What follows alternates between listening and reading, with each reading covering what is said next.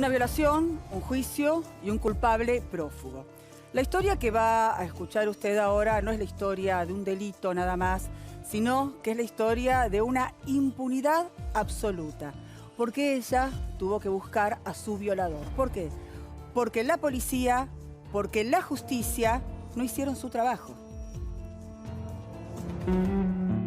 El 2005 a mí me intercepta un hombre en la parada de colectivo. Me dice que me quedé quieta o me quemaba. Me pone un arma en la espalda. Me iba a violar, entonces yo me muerdo la lengua. Le digo que tenía HIV positivo para que no me haga nada. Y este hombre, no obstante a todo esto, se ensaña más y me dice que le practicara sexo oral. Los detalles que siguen en el relato son demasiado terroríficos. Basta saber que esta mujer fue violada y que 11 años después su agresor está libre, pese a todo lo que ella lo buscó, cuando la policía y la justicia no lo hicieron. Pocos días después del ataque, Romina y otras jóvenes reconocieron al violador en una comisaría. En ese momento confiaban en que el hombre ya no saldría a la calle, pero no fue así. Alejandro Javier González llegó en libertad al juicio que se hizo recién 6 años después de la violación, en el que fue condenado a 20 años de prisión. Pero entre lo insólito y lo absurdo, el tribunal decidió postergar la lectura de la sentencia una semana y no detenerlo hasta entonces, por considerar que siempre había estado a derecho. Es casi obvio aclarar que González nunca más se presentó. Para la justicia era un prófugo, pero Romina seguía cruzándolo en la calle. Creía haberlo visto un par de veces por González Catán, como si nada, pero yo decía, no, si este hombre está preso, no, es imposible que lo encuentre. Y para eso iba al psicólogo, me medicaban, yo lloraba porque lo veía en todos lados y había sido que era el hombre que lo veía. No era una alucinación mía. Se dictaron órdenes de captura, pero González no aparecía o nadie lo buscaba. Hasta que Romina, cansada de verlo, decidió ponerse la investigación al hombro. Me hice un Facebook después de muchos años, mis amigas me decían, ¿por qué no te haces un Facebook? Entonces agarré y me hice un Facebook. De ese Facebook mismo empecé a investigar que este González, Alejandro Javier, tenía Facebook actualizado, había tenido un bebé o una bebé, tenía amigos, no en común, pero tenía amigos, estaba como en libertad como vos, como yo, como todos.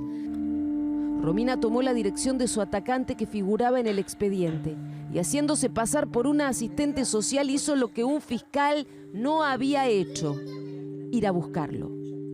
Golpeo las manos, matiendo a una niña con las mismas características de este hombre.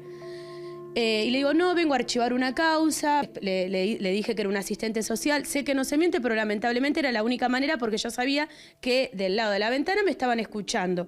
Para eso él sale y me dice, soy yo, Madera. Lo miré y definitivamente era él. Llamo al 911 y pido ayuda.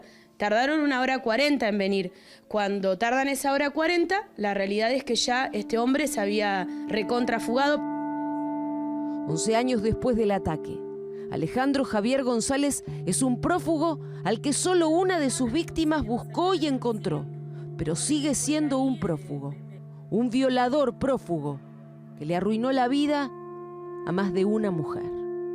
Antes era una cosa y después de esta basura es otra. Y más que nada lo hago público porque quiero que este hombre vaya preso. Es simple, que no viole más a nadie. ¿Qué hacen los fiscales a veces, no? Una vergüenza la actitud de la justicia en este caso. En este caso los fiscales y los jueces, Claudio, los jueces del Tribunal número 2, el Tribunal Oral Criminal número 2 de La Matanza, que, bueno, permitieron que este hombre se fugara. Yo te invito a que repasemos lo que podríamos llamar una crónica de la impunidad. Mira, Romina fue violada en el año 2005. Acá la primera cosa llamativa, por no decir vergonzosa. El juicio se hizo recién 6 años después. En 2011. En 2011. Y el violador llega al juicio, ¿cómo? En libertad. Cuando se inicia este proceso legal, en el momento de dictar ¿sí? La sentencia, el tribunal pide un cuarto intermedio de 1 semana. Entonces la fiscalía dice, bueno, si vamos a dar un cuarto intermedio, por favor, pidamos la detención por peligro de fuga latente. Y el Tribunal Oral número 2 Criminal de La Matanza niega este pedido porque dice, el hombre siempre estuvo a derecho. ¿Por qué no se va a presentar? Bueno, de más está decirlo, como lo contaba Romina, que obviamente no se presentó nunca. De ahí en más, ¿qué llega? Llega una orden de captura nacional e internacional. Una orden de captura que parece una vergüenza que nadie lo haya encontrado. Nadie se tomó el trabajo que sí se tomó esta joven de buscar la dirección en el expediente, porque ella lo veía, nadie lo encontraba, pero ella se lo cruzaba en el mismo barrio donde él la había atacado y la había violado. Entonces, fue ella la que lo fue a buscar. Y cuando lo fue a buscar, es lo que contaba. Llama al 911, 1 hora 40 tarda la policía en llegar y, por supuesto, se volvió a fugar. Esto ocurrió en La Matanza. La conclusión del abogado Andrés Bonicalzi, que es de la Red Viva de Víctimas de Violencia, que es quien asistió a Romina, es esta. Esta es la conclusión. Que de acuerdo a todos los testimonios que se fueron produciendo después, este hombre llegó a cometer una violación cada 3 días desde 2005. Y todavía está libre.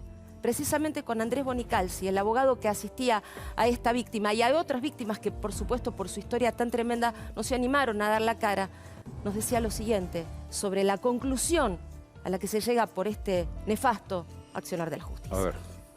¿Por dónde arranca? Por donde arrancaría cualquiera de nosotros, yendo al domicilio. Y no cualquier domicilio, el domicilio que el tipo puso en la causa. Toca el timbre y se encuentra con el violador. Automáticamente esta persona, después de un diálogo, se da la fuga, llama al 911, el primer patrullero llega 40 minutos más tarde. Obviamente con tiempo suficiente para que se vaya a cualquier lado. Pero esto no termina acá, ella continúa la investigación, advierte que esta persona había estado en contacto con las redes sociales de forma diaria. Nadie de la justicia ni del entorno de la policía advirtió esta situación tampoco, si bien en general nosotros de la Red de Víctimas de Violencia nos genera la sospecha de que los prófugos no los buscan. La realidad es que este hecho es una vidriera aberrante, clarísima y grotesca de que nadie busca a esta gente. Sí. Quiero darte un dato más A ver. que contaba el abogado. Cuando Romina llega a la casa de este hombre y, como ella cuenta, golpea las manos y él sale y llega a la policía 1 hora 40 y él se vuelve a fugar.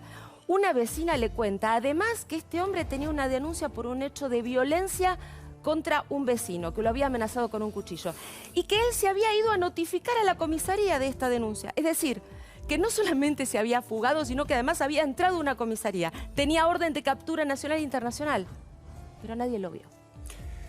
Estaba pensando, si estuvieran los 3 jueces del TOC 2 de La Matanza aquí, que integran el tribunal, ¿qué dirían? Cumplimos con la ley. Lo que hicimos no es ilegal. Pero no están cumpliendo con sus funciones de hacer justicia y de aplicar el sentido común en protección de la víctima de un delito tan aberrante como la violación. Y el sistema no funciona porque si se llama 911, en este caso en La Matanza, y tarda 1 hora 40 para acudir al llamado que se hace, también hay negligencia. Y también tiene que haber responsables. Por eso siempre decimos que en nuestra sociedad, nosotros, los ciudadanos, estamos desprotegidos.